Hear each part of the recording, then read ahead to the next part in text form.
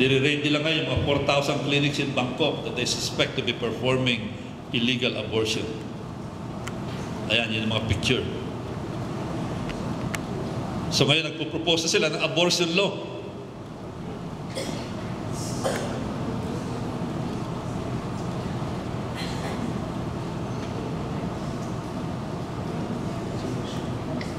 They're now into legalizing, I think legalizing abortion to control their abortion problem. Ito yung mga overseas Filipinos naman. Ito po, ngayon sinasabi nila, ang Pilipinas daw naghihirap because of the population density. Wrong. I'll show you. Tumataas itong ating overseas Filipino workers. As I said, this is the biggest economic component that we have, a very strong contributor to the Philippine economy. 2009, $17 billion. Pero yung latest report, $21 billion ang inward remittance. Yung ating BPO, IT, and business process outsourcing, palaki ng palaki. Tingnan nyo ang growth niyan. 2009, 442,000 employees already and growing.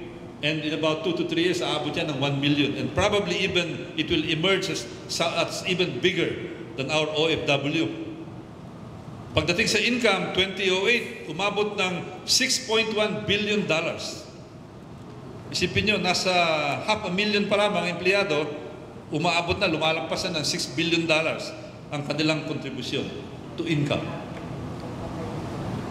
They're not even 1/16 of the OFW population, pero income nila is already 1/3 or 1/4 of the income of the OFW. Wala pa silang 1/16. Just to show you the growth potential. Ito yung mga growth components natin. Investments, maabot ng last 2009, 14.7 billion pesos ang investment sa BPO, Business Process Outsourcing.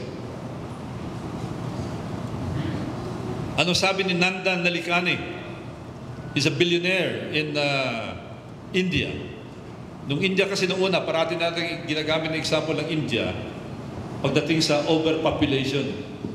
And parang na-brainwash na tayo ng India overpopulated. In fact, even the Indians were brainwashed into thinking that population to them is a negative factor.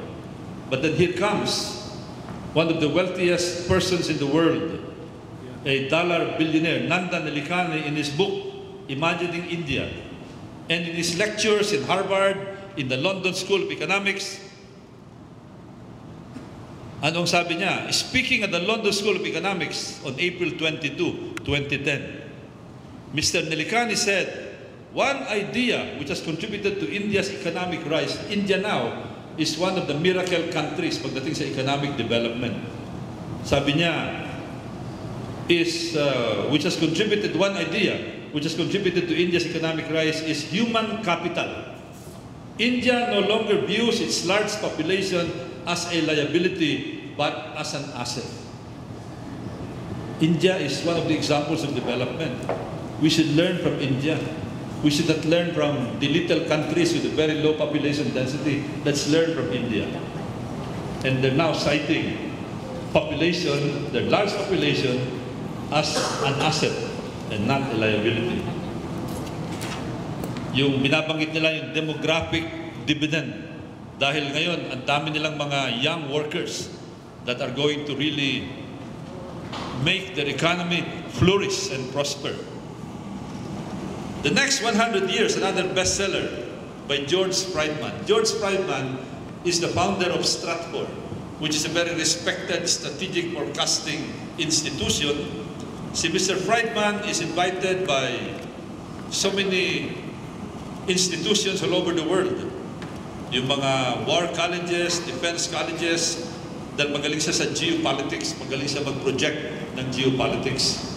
Ano sabi ni George Friedman in his best-selling book, The Next 100 Years? He now cited the shrinking world population. Shrinking, sabi niya, the world population is shrinking because so many countries, ang population na nagsishrink.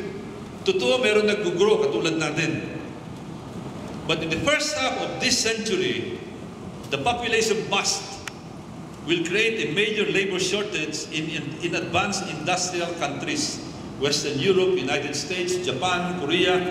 Today, developed countries see the problem of keeping immigrants out.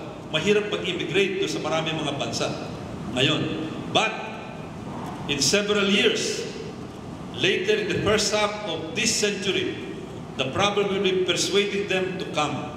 Countries will go so far as to pay people to move there. Sila ngayon ang magbabayad para sa mga immigrants para magpunta sa kanila kasi kulang na sila ng tao. This will include the United States, which will be competing for increasingly scarce immigrants and will be doing everything it can to induce Mexicans. Primary example, Mexican, kasi silang pinakamalaking immigrant group. Kung pwede lang, lagyan nila ng bakod yung border between Mexico and the United States. But according to this American political experts, in several years from now, sila ngayon ang makikipagkompetensya. They will do everything it can to induce Mexicans to come to the United States. Sila ngayon magmamakaawa dahil kulang na sila ng tao. Later on, darating araw, ngayon nakapila kayo para sa US visa.